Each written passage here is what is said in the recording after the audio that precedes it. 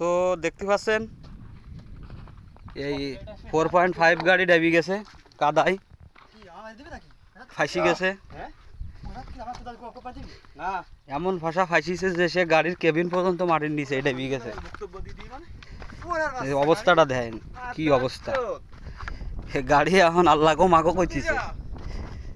তো এই গাড়ি সমস্যা না, গাড়ি কিভাবে তুলতে হয়, যেভাবে তুলতে হয় এরকম অনেক সময় হয়, এরকম পরিস্থিতি ঘটে। সো কিভাবে গাড়ি তুলতে হয়, কেমনভাবে তুলতে হয় সেটা দেখেন এই ভিডিওতে আস্তে আস্তে দেখতে পাবেন। এমন পরিস্থিতি কিভাবে সৃষ্টি হলো আর কিভাবে তুলতে হয়। সো এখন পরিষ্কার করা চলতেছে, চেনের সাইডটা আগে পরিষ্কার করা হবে, এখান থেকে পরিষ্কার করে তারপরে তোলা হবে।